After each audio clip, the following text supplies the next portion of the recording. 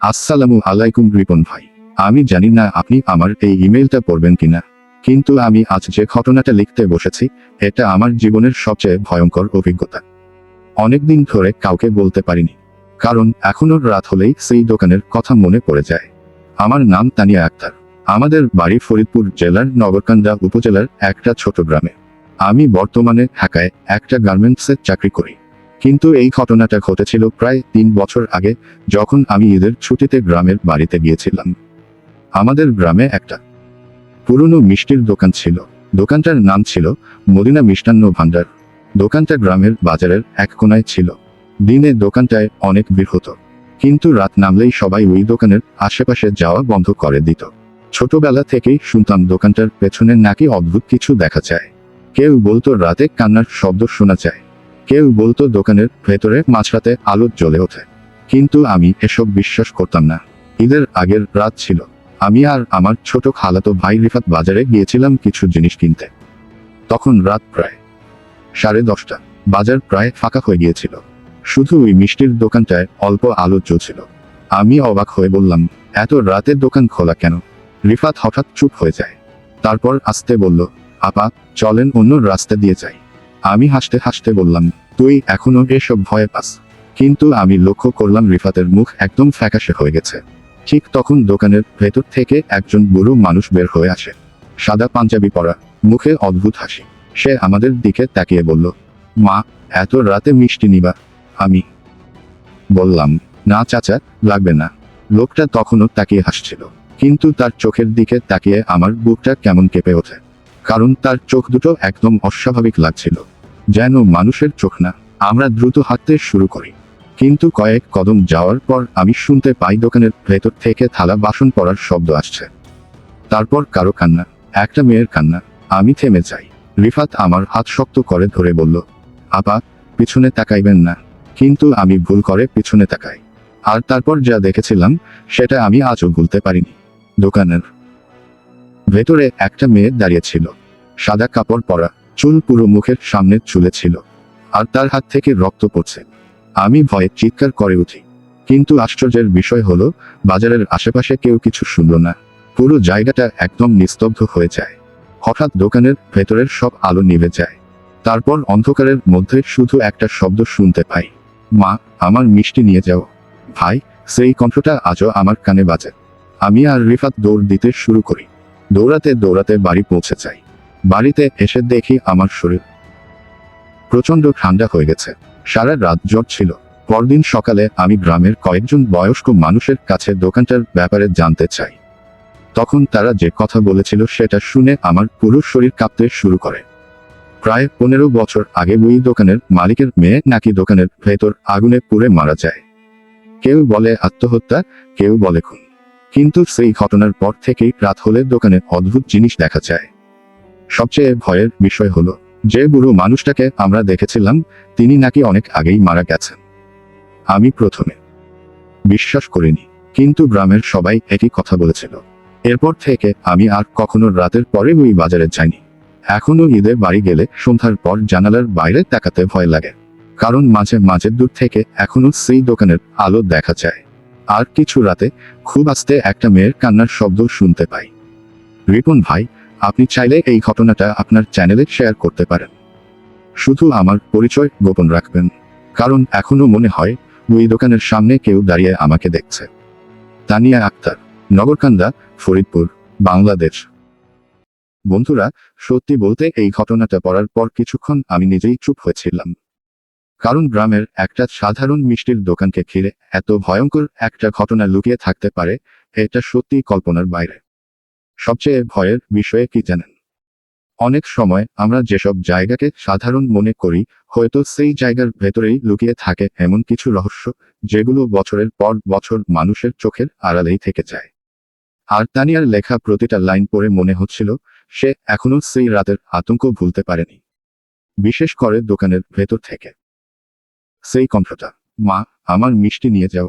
এই লাইনটা সত্যি অনেক ভয়ঙ্কর ছিল। তো বন্ধুরা, আপনারা কমেন্টে অবশ্যই জানাবেন আপনাদের কাছে এই ঘটনাটা বাস্তব মনে হয়েছে নাকি না। আর ভিডিওটা ভালো লাগলেই অবশ্যই লাইক করবেন, শেয়ার করবেন এবং রাতের অজানা জগৎ চ্যানেলটি সাবস্ক্রাইব করে পাশে থাকবেন। এবার চলুন আজকের দ্বিতীয় ইমেইলে যাওয়া যাক। এই ঘটনাটাও এসেছে আমাদের এক দর্শকের কাছ থেকে। আর সে যা লিখেছে সেটা পড়ার পর রাতে একা বাইরে বের হওয়ার সাহস হয়তো অনেকেরই থাকবে না। রিপন ভাই, আসসালামু আলাইকুম। আমি মাহিম রহমান। কয়েকদিন আগে আমি আপনাকে একটা ইমেইল করেছিলাম আমার জীবনের সেই ভয়ঙ্কর ঘটনাটা নিয়ে। জানি না আপনি পড়েছেন কিনা, কিন্তু আজ আমি আবার লিখতে বাধ্য হলাম, কারণ গতরাতে আবার সেই জিনিসটা আমি অনুভব করেছি। ভাই, আমি ফোনে এসব বলতে পারি না। চেষ্টা করলেই আমার গলা শুকিয়ে যায়, বুক ধরফর করে, মনে হয় কেউ পাশে দাঁড়িয়ে শুনছে। এজন্যই ইমেইলে লিখতেছি। ঘটনা আকারটা শুরু হয়েছিল 4 বছর আগে। তখন আমি অফিসের কাজে ব্রাহ্মণবাড়িয়ার এক গ্রামে গিয়েছিলাম। কাজ শেষ হতে অনেক রাত হয়ে যায়। সবাই আমাকে বলছিল রাতে ওই রাস্তা দিয়ে না যেতে, কিন্তু আমি তখন এসব বিশ্বাস করতাম না। রাত ছিল ঠান্ডা আর চারপাশ একদম নীরব। দূরে কুয়াশার মধ্যে শুধু একটা পুরনো বটগাছ দেখা যাচ্ছিল। আমি হাঁটতে হাঁটতে যখন ওই গাছটার কাছে গেলাম তখন প্রথম অদ্ভুত জিনিসটা ঘটে। আমি পরিষ্কার শুনতে পাই হারমোনিয়ামের শব্দ। এত রাতে, এত ফাঁকা জায়গায় কে হারমোনিয়াম বাজাবে ভাই? আমি থেমে গেলাম। তারপর দেখলাম একটা ভাঙা ঘরের ভেতর খুব অল্প আলো জ্বলছে। মনে হচ্ছিল কেউ বসে গান করছে, কিন্তু আশেপাশে কোনো মানুষ নেই। হঠাৎ পেছনে থেকে এক বৃদ্ধা মহিলা বলল, বাবা, ওই ঘরের কাছে যাই না। আমি ঘুরে তাকাই। সাদা কাপড় পরা একজন বুড়ি দাঁড়িয়ে ছিল। তার চোখ দেখে আমার বুক কেঁপে ওঠে। আমি বললাম, কেন? বৃদ্ধা শুধু বলল, যারা ওইখানে যায় সবাই আর মানুষ থাকে না। এই কথা বলেই তিনি অন্ধকারের মধ্যে হেঁটে চলে গেলেন। ভাই, আমি তখনও বুঝিনি আমার সাথে কি হতে যাচ্ছে। আমি সামনে হাঁটতে থাকলাম, কিন্তু কিছুক্ষণ পর দেখি আবার সেই একই বটগাছের সামনে এসে দাঁড়িয়েছি। আমি অবাক হয়ে গেলাম। অন্য রাস্তা ধরলাম, তবুও কিছুক্ষণ পর আবার একই জায়গা। তখন আমার ভয় লাগা শুরু করে।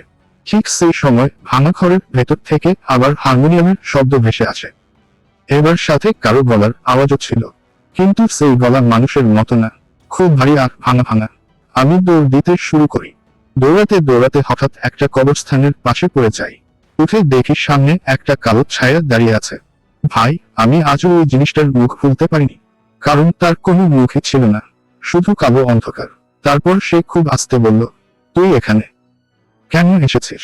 আমি চিৎকার করতে পারছিলাম না। পুরো শরীর অবশ হয়ে গিয়েছিল। মনে হচ্ছিল কেউ আমার গলা চেপে ধরেছে। তারপর চারপাশে ফিসফিস শব্দ শুরু হয়। মনে হচ্ছিল শত শত মানুষ একসাথে খুব আস্তে কথা বলছে। আমি শুধু কালেমা পড়তে লাগলাম। কতক্ষণ পরে জ্ঞান ফিরেছিল জানি না। সকালে দেখি গ্রামের কিছু মানুষ আমাকে রাস্তার পাশে পড়ে থাকতে দেখেছে। তারা যখন ওই জায়গার কথা শুনল তখন সবাই চুপ হয়ে যায়। পরে এক বৃদ্ধ বলেছিল বহু বছর আগে ওই বটগাছের কাছে একটা পরিবার আগুনে মারা গিয়েছিল। তারপর থেকে রাত হলে মানুষ নাকি সেখানে পথ হারায়। কিন্তু ভাই, আসল ভয় শুরু হয় ঢাকায় ফেরার পর। কারণ আমি বুঝতে পারি জিনিসটা আমার পিছু নিয়েছে। রাতের দরজায় টোকা পড়ত, ফোনের শ্বাসের শব্দ আসতো, আর মাঝরাতে ঘুম ভাঙলে মনে হতো কেউ আমার বিছানার পাশে দাঁড়িয়ে আছে। এক রাতে আমি সত্যি তাকে আবার দেখি। একদম আমার মাথার পাশে দাঁড়িয়ে ছিল সেই কালো ছায়াটা। তারপর খুব আস্তে আমার কানে বলেছিল, তুই তো ফিরে এসেছিস ভাই। এরপর থেকে আমি আর আগের মতো নেই। এখনো বৃষ্টির রাতে হারমোনিয়ামের শব্দ শুনতে পাই। এখনো মনে হয় কেউ অন্ধকার থেকে আমাকে দেখছে। এই কারণেই আমি ফোনে কিছু বলতে পারি না। মনে হয় আমি যতবার এই ঘটনা বলি সে ততবার আমার কাছে ফিরে আসে। বন্ধুরা, সত্যি বলতে এই ঘটনাটা পড়ার সময় কয়েকবার আমার নিজেরও গা শিউরে উঠছিল। বিশেষ করে শেষের অংশটা, যেখানে সে বলতেছে রাতের পর রাত এখনো সেই হারমোনিয়ামের শব্দ শুনতে পায়। এই জিনিসটা সত্যি অনেক ভয়ঙ্কর ছিল। আমি জানি না আপনাদের কাছে ঘটনাটা কতটা বাস্তব মনে হয়েছে, কিন্তু একটা বিষয় নিশ্চিত, যেভাবে লোকটা প্রতিটা বিষয় লিখছে মনে হচ্ছিল সে এখনো সেই আতঙ্কের মধ্যেই আছে। আর সবচেয়ে ভয়ের বিষয় কি জানেন? অনেক সময় কিছু ঘটনা শুধু একটা জায়গায় শেষ হয় না, কিছু জিনিস নাকি মানুষের পিছু নিয়েও। আর যদি আপনার জীবনেও এরকম কোনো ভয়ঙ্কর, অদ্ভুত কিংবা রহস্যময় ঘটনা ঘটে থাকে, তাহলে অবশ্যই আমাদের ইমেইলে পাঠিয়ে দিন। কারণ রাতের অজানা জগৎ চ্যানেলে বাংলাদেশের আনাচে কানাচে ঘটে যাওয়া বাস্তব ভৌতিক ঘটনা, রহস্যময় অভিজ্ঞতা, জিন ভূতের গল্প আর অজানা অন্ধকার জগতের সবকিছুই আপনাদের সামনে তুলে ধরা হয়। তাই এখনই চ্যানেলটি সাবস্ক্রাইব করুন, পাশে থাকা বেল আইকন অন করে দিন। কারণ প্রতিদিন রাতেই এখানে উঠে আসে নতুন নতুন বাস্তব ভয়ের ঘটনা, যেগুলো শুনলে হয়তো আজ রাতেও আপনি একা ঘুমাতে পারবেন না। আজকের এপিসোড এখানেই শেষ করছি। আমি রিপন, আর আপনি দেখছিলেন রাতের অজানা জগৎ। আল্লাহ হাফেজ, আবার দেখা হবে নতুন কোনো অজানা ভয়ঙ্কর ঘটনা নিয়ে।